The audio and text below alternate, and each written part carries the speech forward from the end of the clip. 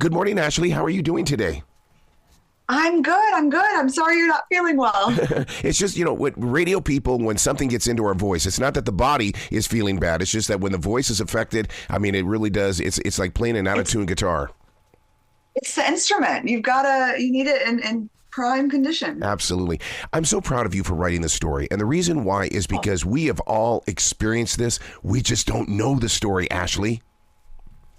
Yes, honestly, that's why I wanted to do it. Is I couldn't believe no one had told this story before. It's touched so many people. Disney Channel was so huge in the 2000s, and there were so many angles to explore that I knew people would want to know what it was like to be part of that machine at the time. Well, it was so big. I mean, I've been a mobile entertainer for 32 years. And the thing is, though, is that the artists that you put focus on here, their music has put people on my dance floor. Yes, a lot of the artists that came out of Disney Channel are still some of the biggest pop artists today, like people like Miley Cyrus and Selena Gomez and songs. Jonas Brothers. There's just so many. I love pop music, and I listen to all of these artists now, and I even think the work that they did while they were teenagers on Disney Channel, a lot of it holds up, and it's just great music. What was it about the Disney Channel's tween empire that made them such a standout? Is it because they wrote stories that everybody could relate with, or was it about fantasizing? I think it's both. It's both of those things. So what they really tapped into with the characters they had on the shows, but also with the talent they were casting and finding, is they found people that felt aspirational and cool when you're, 10 years old, 11 years old, someone who's slightly older, who has cool clothes, who is fun, but also a little bit, they're a good role model. They're mostly good at school, those kind of things. But they also feel like someone who could be your best friend, that's going to be nice to you if you went up to them and just met them in the wild, that they wouldn't be a mean girl. And so they really struck that balance of relatable yet aspirational. And then when you add in the music elements, there have been studies that the music you listen to as a teenager shapes your music for life. Like there are things that just get so ingrained in you at that age. You're still figuring out who you are as a person. You develop a lot of attachments to the entertainment you consume as a kid. So not only do you have them hitting music and TV, it's just constant. It's, they're playing these shows all the time. Disney Channel is in so many homes by the 2000s. They're able to really just be a part of kids' lives in a huge way that they previously weren't. But how many of them went through the evolution that Miley Cyrus did? Because, first of all, everything was Hannah Montana, and then she had to make that choice to become Miley Cyrus. I don't know any other story or any other person that went through this. Miley is really unique from day one. So Miley obviously came from a musical family. Her father was Billy Ray Cyrus, who had a hit in the early 90s with Achy Breaky Heart. He had a really strong outside music management team, which then carried over to Miley. And she was, being managed by these people who were really savvy in the music industry. And what that did, and she obviously had incredible raw vocal talent as a 12-year-old. She already just blew people away. That was a huge reason why they cast her. She was not the best actress. She was not the most experienced. She was a bit of a loose cannon. They didn't know what she was going to do next. But she was so charismatic. She had that it factor, and she had that musical talent. And so you have her coming in, bringing this kind of musical background along with her. And that's able to give her a little more influence than what previous and post Disney Channel stars were able to do, because they kind of shaped her music. And then Hannah Montana got so huge that made Miley so huge and so famous. And she became so valuable to the Disney Channel brand that she was able to push those limits more than anyone before her ever had. Wow. I think I fell deeper in love with the skills of Miley Cyrus when Stevie Nicks embraced her. That was my generation accepting Miley Cyrus. She's incredible. And I think she's so unique. No one has a voice that sounds like Miley Cyrus. Right. When you hear her sing, you know who's singing. And I think that's a big part of the appeal, is it's not just a cookie cutter manufactured voice that you might expect coming from this sort of machine. Like, she was just her own self from day one. And Zac Efron, to me, he is the Kurt Russell of this generation. I mean, because he was such a punk little kid, but now look at him. I think his acting skills are just amazing. Yes. Did you see the Iron Claw? Yes, I did. I experienced that thing. He was robbed of an Oscar, in my opinion. I think agree. he gave an incredible performance. It was so touching. He is so talented, and he always had his eye on that prize. He knew he wanted to be a movie star from the time he was a young kid, and that's really what he worked towards. And High School Musical was the vehicle that let him get to that broader stage. Well, I mean, the High School the Musical is still inspiring people, because I just did a conversation with somebody that does Kindergarten the Musical. I mean, it's all connected, and we love stories like this.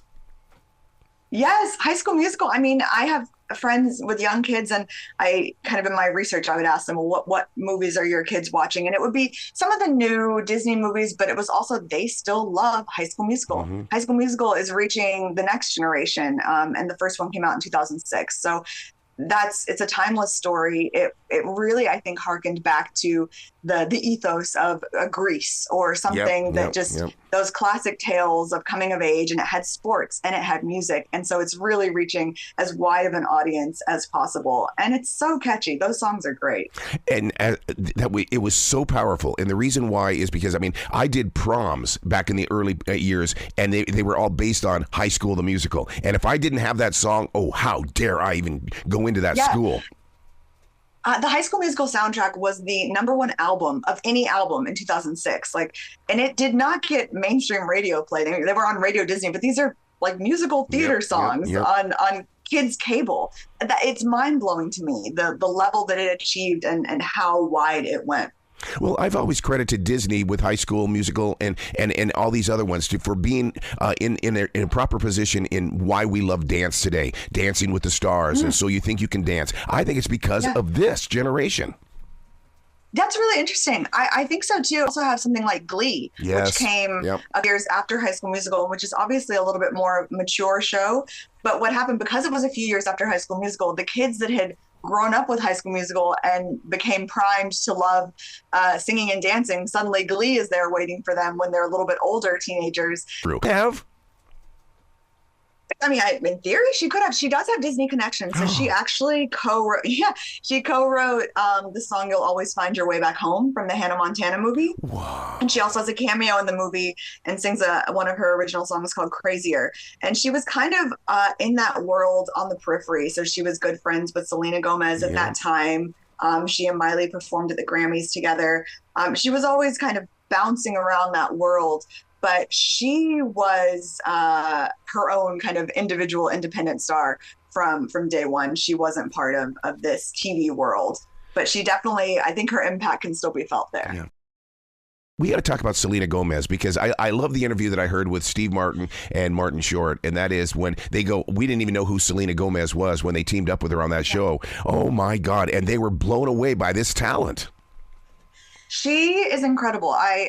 When I would speak to people that knew her when she was a very young tween, first auditioning for Disney Channel shows and working eventually on Wizards of Waverly Place as the lead actress on that show, she adored Friends. She studied Jennifer Aniston's mannerisms and the comedic timing when she was a little kid. She and her mom used to watch all of that. And I think you can see that even in her performances today. But she just has this wonderful dry wit and delivery.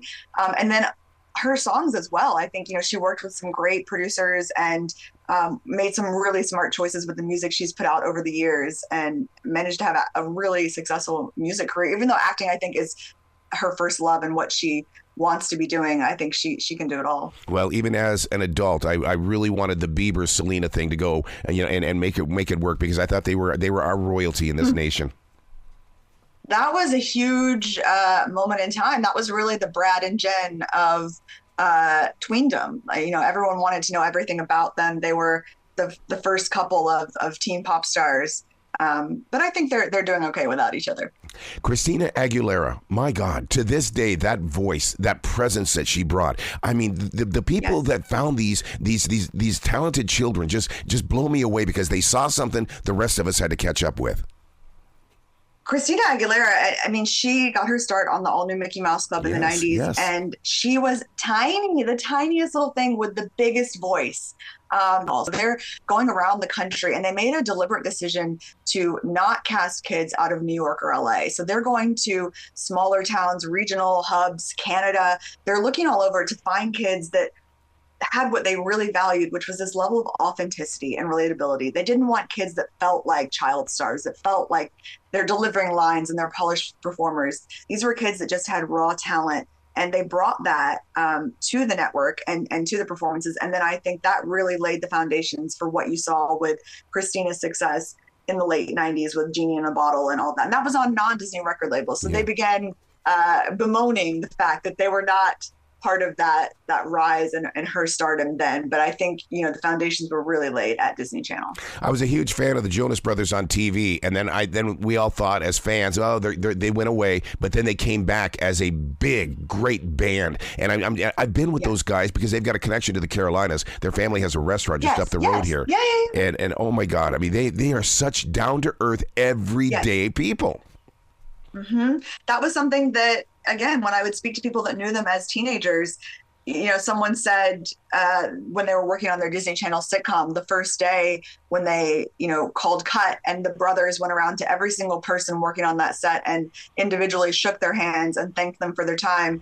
Someone said, well, I was a little bit skeptical, like, what is this act? And then you quickly realize, no, that's just who they are. And they've been raised in a way that is a huge value their family put on them, that you appreciate the people around you, that you're recognizing everyone is contributing to this machine. The Jonas Brothers had some serious competition. I mean, all those boy bands. And of course, what about Hanson? I was a Hanson girl as a child.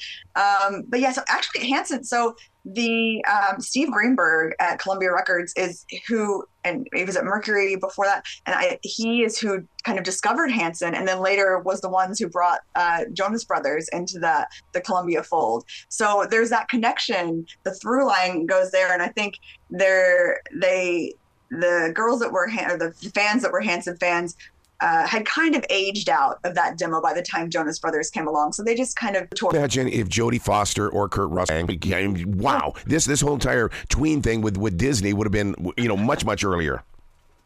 I don't even know. Maybe they could have sang. I don't know. Maybe that just wasn't something they even considered, that they could tap into a Jodie Foster pop album. Who knows? Wow. Well, what did you learn about doing this project? Because, I mean, you had to as a student.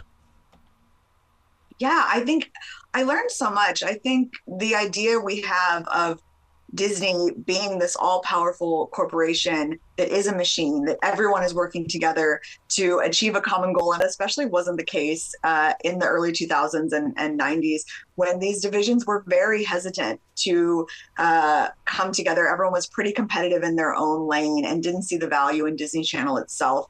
So the record labels originally didn't want to take on Disney Channel talent. Hollywood's had Insane Clown Posse. They had Queen's back catalog. Like, they were trying to be a different kind of record label. Mm-hmm. And it wasn't until you have these individual executives really kind of pushing things along and fighting this uphill battle to say, hey, let's try this. Let's see what works. And they all start realizing this is a lucrative endeavor. Let's get on board. Somebody we haven't talked about, and he's going to step on my foot if I don't bring up his name, Justin Timberlake. Oh, my God. We're talking future rock and roll Hall of Famer here. Yeah, another all-new Mickey Mouse Club kid. And it was really interesting. So the acting coach on the all-new Mickey Mouse Club spoke to me for the book, and he was part of the kids' auditions. And they would, because this is the 90s, they had pieces of paper when they would come in an audition, and they would give them letter grades in different categories. And so he shared with me these grades and his comments from the original auditions. And I think Justin Timberlake got a B+, and his note was raw but good. So he just had that something special as a young kid, that he might need a little polishing, he might need a little bit more guiding, but something special was there. Would you say that their musical success later on in life was because they were actors first and they knew how to deliver a line? That's interesting. Maybe, but you also have someone like Miley Cyrus, who acting did not come naturally to her. The music came easily to her. It took her a long time to learn the difference between stage left and camera left. Yeah. And so acting was a bit slower for her. But I think the foundations at Disney Channel, Selena Gomez has talked about the work ethic. And I mean, it was a huge load for these kids to carry. There was a lot of pressure. There was a lot of publicity they were doing. You know, they're doing interviews when they're 14 years old with adults day in and day out. So, I mean, the life of a child star is a very strange place to be. And as a Disney Channel star in particular, you have these pressures of being a role model. But I think for the ones that continue in entertainment and wanted to continue being in the spotlight, that foundation probably served them well in a lot of ways. Do you think Disney can rebuild this empire? I think it would be incredibly difficult to do in the current media landscape. Yeah. And it's not Disney's fault per se.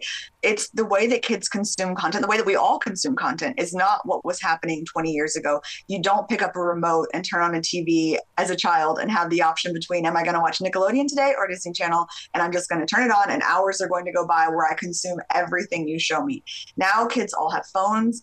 They are watching YouTube. They're forming attachments with a TikToker and they just share viral memes and videos. And so those are very fleeting transactions. You're not loyal necessarily to a show in the way that you were with Hannah Montana, with Lizzie McGuire, but and some of them are. I mean, you might be a huge fan of this individual TikToker, but what's happening is, are all of your friends a fan of that same person, or are they liking someone different? You don't have that shared experience. You don't have 17 million people watching the premiere of High School Musical 2 together and being able to reminisce about that a decade later. So I don't know what the future holds. Well, Disney would have to go to something of a format of it has to be 30 seconds long and you better solve the mystery in 25 seconds.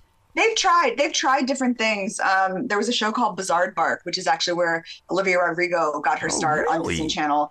And yes, and that the premise of that was that it was two girls making a YouTube style show. So they tried to put it within the show that they're doing these little short form sketches. And so they've tried different things, but Olivia Rodrigo, she didn't break out until she was on High School Musical, the series, which was a Disney Plus show. So that's now beyond Disney Channel. And then her music, none of that was on a Disney record label, her solo music. She signed with Universal Geffen. And so she's able to do a lot more edgy work than what she would have been beholden to as a Disney Channel music star. Wow. Ashley, you've got to come back to this show anytime in the future because I love your storytelling capability. Oh, thank you so much. I'm happy to. All right. You be brilliant today, okay? Thanks. You too.